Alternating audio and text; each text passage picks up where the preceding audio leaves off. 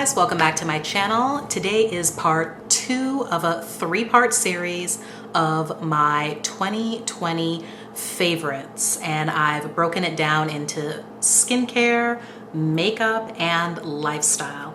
If you didn't check out the skincare video, I'll leave the link below. Today we're talking all about makeup, and the next installment will of course be lifestyle, so subscribe so you definitely don't miss out when I post the next video. I thought, hey, for this video, why not mix it up a little bit and start off with lips. I know a lot of people, when they do these videos, they kind of want to go in order of makeup application, but not I.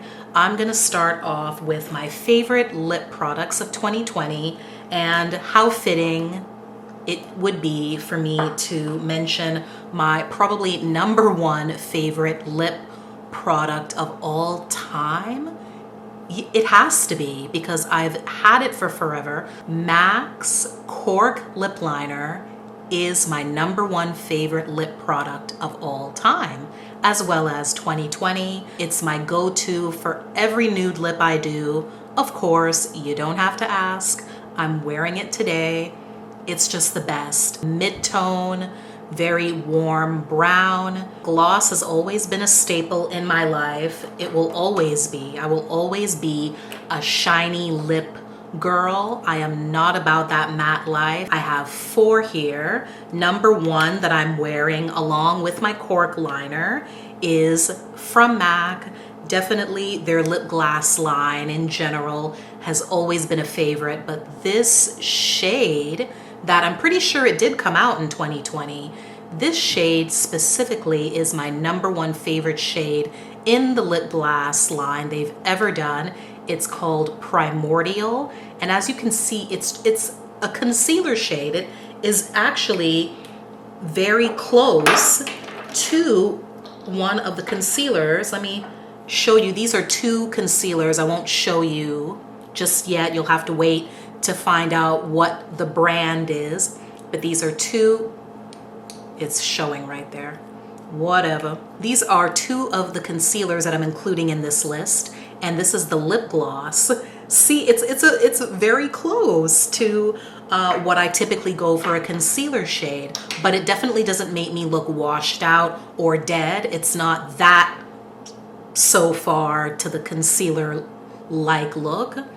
It's just a beautiful light brown tone that really complements my skin very well. This one from Viseart, this is their Beignet shade in their Moisture Boost Lip Shine line.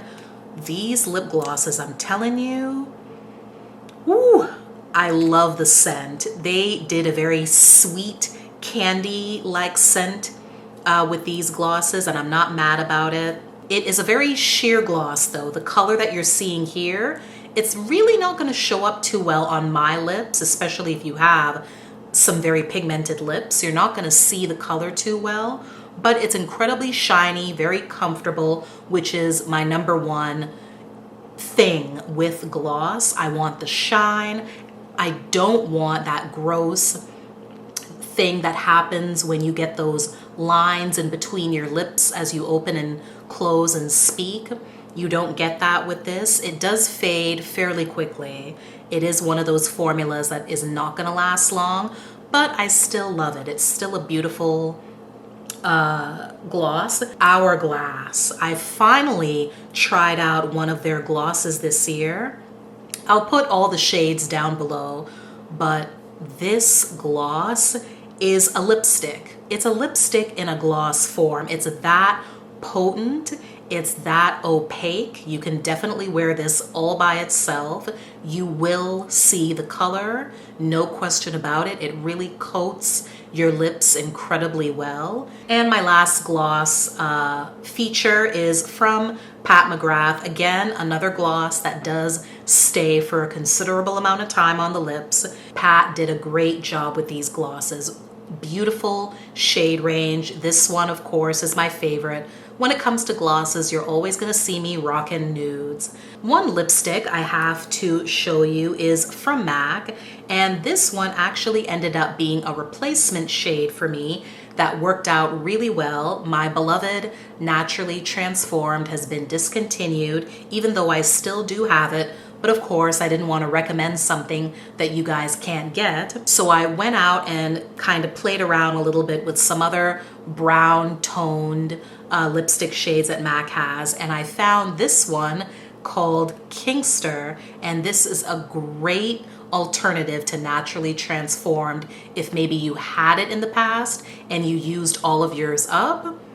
Definitely try out Kinkster. This is a really, really nice shade, matte finish, but you know me, I'm a gloss girl, so I just slap on my Primordial lip gloss on top when I'm using this, and it works out just great.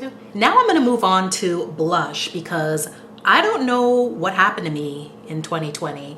Blush, once upon a time,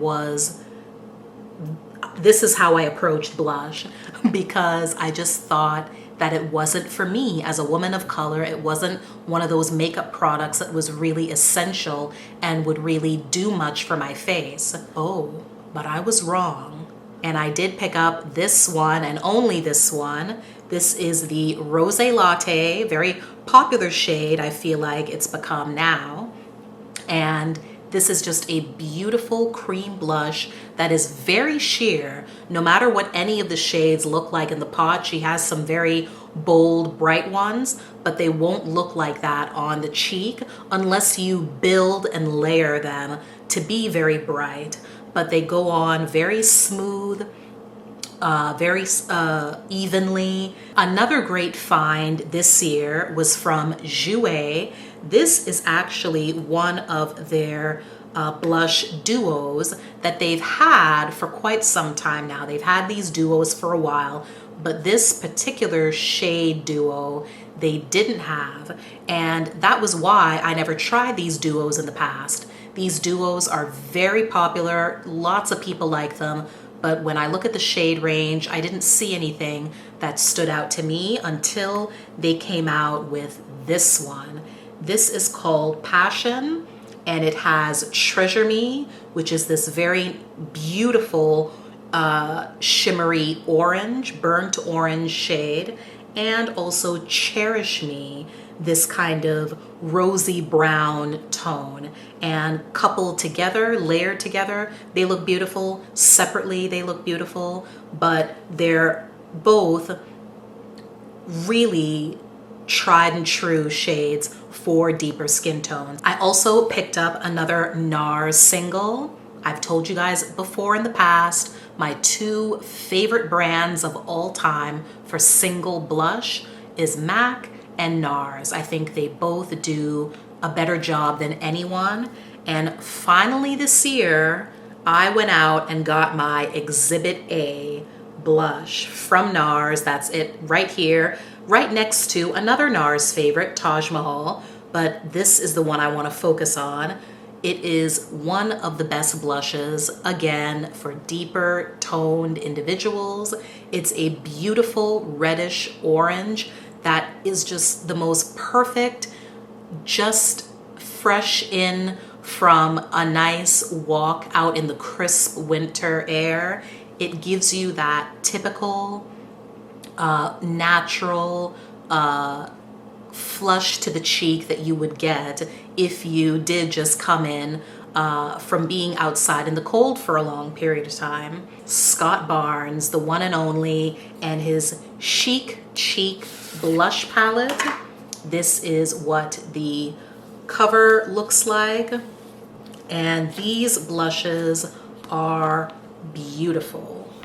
You get 8, and there's a wide range. You've got some pink, you've got some peach, you've got some mauve, you got this crazy looking orangey yellow that I personally use, according to Scott's tips, to layer with others. I wouldn't necessarily use this one by itself. And he also has these two here that he calls blushes because he included it in his blush palette, but they're really more highlighters. They're incredibly shimmery, but very subtle. You won't see any glitter on your face at all. I only have one bronzer to mention from Miss Rihanna once again and Fenty Beauty. This is the powder blush. I know the cream came out this year.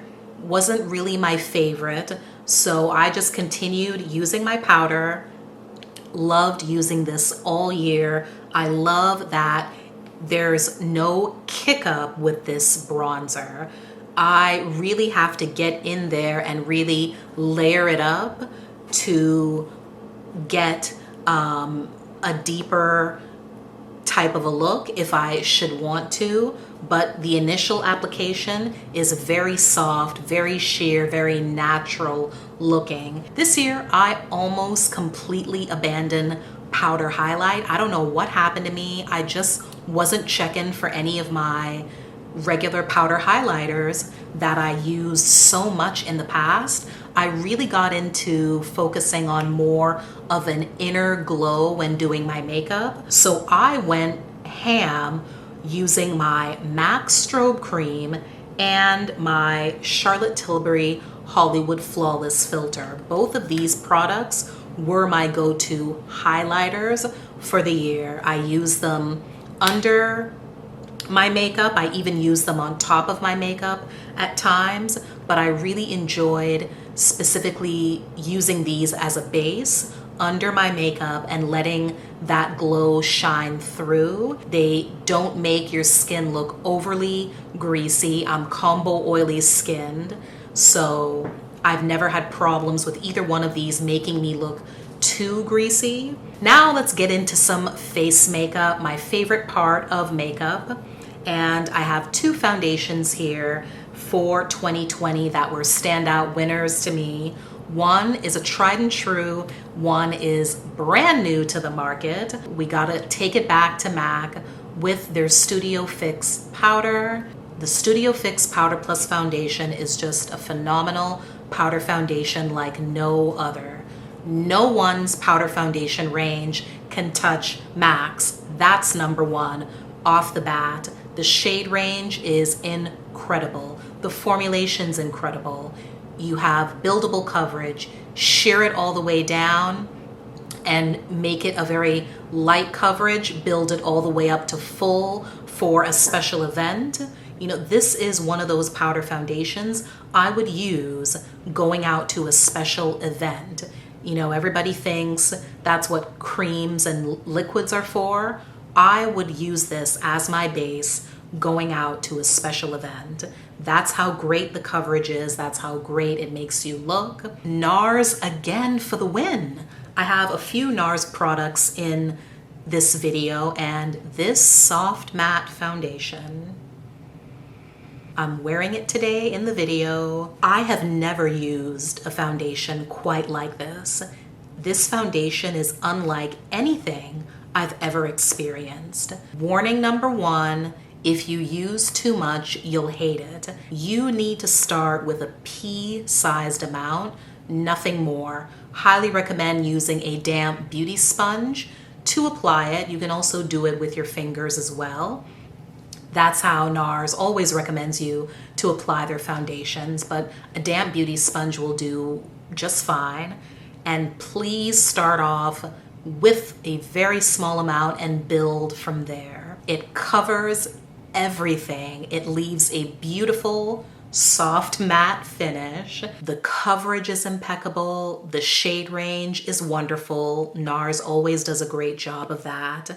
Concealer, of course, since I ended up picking up the NARS foundation, I decided to go back and in conjunction with using the foundation throughout the year, I paired it with their soft matte concealer as well. I do have two shades. I'll put them down below in the description box. This concealer in general, long before the foundation ever came out, was a very popular staple in my routine on and off, but definitely this year I brought it out more to use it with the foundation, and it's a beautiful pairing. The concealer with the foundation, of course, from the same brand, in the same line. They're meant for each other and they do work beautifully together. And also, in addition to NARS, Pat McGrath and Laura Mercier, two liquid concealers that I loved throughout the year, used them both on and off. Pat, there's something about this Pat McGrath concealer. I did give the foundation a try, wasn't a fan, but the concealer, amazing. I still have it on my list to actually go back and get another shade or two. It's that good. That pricey. Yeah, pricey, but that good and that worth it. Laura Mercier. I was using this one pretty hardcore before Pat's came out. That's how much I love this one. Again, very good coverage, very flawless, very smooth. This one took me a while to try out though, because the shade range really wasn't to my liking. And that's definitely something Pat has over Laura. A lot more shades and just a better variety, but still a wonderful concealer for under eye as well as spot concealing on the face. This year was a very exciting year for me with powder launches. The one thing that I've been waiting for quite some time finally happened, and that is Laura Mercier coming up with a medium shade loose powder. She's got her original very white powder and her medium deep tone powder, which is actually a little bit too deep for my skin tone. So I knew that the most perfect shade that she could do would be a yellowy banana toned shade, and here it is. Honey finally launched in 2020. I immediately ran out and picked it up, and hopefully you can see that in there. It's a yellowy peachy tone. It's not straight up banana yellow. And if I didn't use this, it was because I was using one of these two in the under eye area specifically. Pat's Skin Fetish Sublime Perfection Blurring, and it absolutely does, under eye powder, and Charlotte Tilbury's Airbrush Flawless Finish Powder. These two were definitely home run success stories as far as pressed powder goes. Pressed powder in the under eye area specifically has never been a go-to for me. I'm all about loose powder in the under eye area and actually all over the face. I will always prefer loose to set a full face of makeup in general. But when I tried these specifically in the under eye area, I was really blown away. More so by Pat than Charlotte, but they're both wonderful powders. But Pat McGrath's blurring under eye powder, she specifically made it for the under eye area to smooth and blur, and it absolutely does. Let's move on to some eye products. First, gotta prime the eye. My eyes anyway, my oily eyelids need priming if I want my shadows to last all day or all night. MAC's 24-hour Extend Eye Base definitely stood out for me and really helped my shadows to really stay put and stay vibrant, not crease, not fade. As far as eyeshadow goes, I have 4 palettes here. First, I'm gonna talk about Viseart, and this is their Neutral Mattes Milieu palette, and I believe this one came out in 2019, and I used it quite a bit then too, and also this year, because of this beautiful color palette. I love all these rich neutral shades. I love rich neutrals. Viseart does have a couple of other neutral toned palettes, but this one is definitely the most rich of them. I love that these shades are definitely on the more medium to deep side instead of having a lot of very light neutral shades because, of course, I have a deeper skin tone. I prefer the richness of these shades. Yes, you're seeing this correctly. 3 10-pan Pat McGrath palettes, all purchased in the year 2020. I did it. Yes, I did. Divine Rose 2, immediately when I saw the image on social media, I knew this palette was gonna be mine, and I'm glad that I went for it. It's a gorgeous palette. Very beautiful tones. They all work very nicely together. I've gotten some really, really beautiful looks with this palette, including the one that I have on today. Decadence. Decadence is not a permanent palette in her lineup, but it does make its appearance every now and then. I have no doubt that eventually maybe this will become permanent, but if not, she's definitely gonna bring it back again in other collections. I'm pretty sure of it. I didn't get it the first round and I thought it was gone forever. I loved it when it came out the first time. I love the color scheme, thought it was really beautiful, but passed on it. It came back again and I grabbed it, and I'm glad I did. These 2 shades specifically really stand out to me. I love this aqua greenish blue shade and this beautiful deep royal blue. Last but not least, Mothership 5. This is my #1 favorite of them all, not just the ones that I personally have, but her whole lineup of eyeshadow palettes. This one is my #1 favorite. It's the one that I would recommend to anyone who's never tried Pat McGrath's shadows. For brows, I have a pencil here that really blew me away, and I'm very surprised it did, because you guys all know, if you've been following me for a while, how much I love my ABH pencil and also my Benefit pencil. Dior. Okay. Bougie Dior just won the race. Cut in front of the line, went right up to the front door and said, "I'm here, let me in." This is an incredible pencil. It just does such a beautiful job. I'm wearing it in my brows today of giving a very natural look. I have 2 gels that really stood out to me this year. Again, another staple, Anastasia's Clear Brow Gel. My #1 favorite, if I had to pick which one, Anastasia really does take the cake for me, but also Benefit's Brow Gel really stood out to me again as well. This is a very, very good brow gel, keeps all the hairs in place. Liner, once again, Marc Jacobs for the win. This pencil has been with me for forever. It's just the best. It smudges out beautifully if that's the look you're going for when you initially apply. You can smudge to your heart's content, but do it quickly because when it's set, it's set. It's not going anywhere. All day, all night. And I also went for Marc Jacobs again for my mascara pick of the year with his Velvet Noir mascara. This is a really beautiful mascara. Separates, lengthens, volumizes. But of course, sometimes our lashes need a little extra boost. And I do, on occasion, especially on camera, enjoy rocking some falsies. And my Ardell Wispies, insert sad emoji face. They're gone.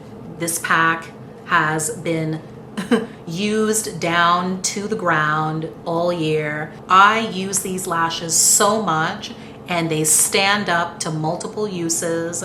And my last 2 products I have in the makeup category aren't makeup, but you kind of use them with your other makeup products, so why not give them a shout out? And it is Beauty Blender. Both of these products are from the Beauty Blender brand. And this little carrying case, I guess I could call it a favorite because I really do love it, but what I really want to mention is what's inside, and that is my trusty Forever Love beauty blender. Yes, there's lots of dupes, a lot more affordable dupes on the market. And you know what? Maybe 2021 might finally be the year I stop lusting after the beauty blender so much and try out some more dupes, you know, because honestly, I really haven't tried them. Beauty Blender's Solid Cleanser. This is the Solid Pro, the black one that looks crazy on social media. This cleanser cleans like no other. For years, I went the baby shampoo route and I thought that that was good enough until I found this and started using this. I'll never use baby shampoo again. I just won't. It's faster, it's better, you use less amount of product, it gets everything off. You don't have to scrub and grind the bristles of your brush down to try to get all the product out. You're ruining your brushes when you have to do that. You can use a very gentle hand when cleaning and everything will be gone using this. So that's it, guys. Those are all of my 2020 makeup favorites. Please give me a thumbs up and subscribe because we're not done. I still have some lifestyle favorites to bring to you in a separate video coming up soon.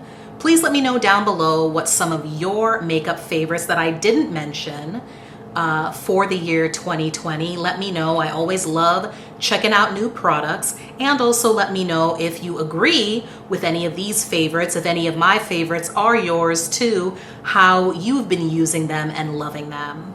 And thanks so much again for all the support throughout the year. Thank you so much for watching this video, and I'll see you in the next one. Bye.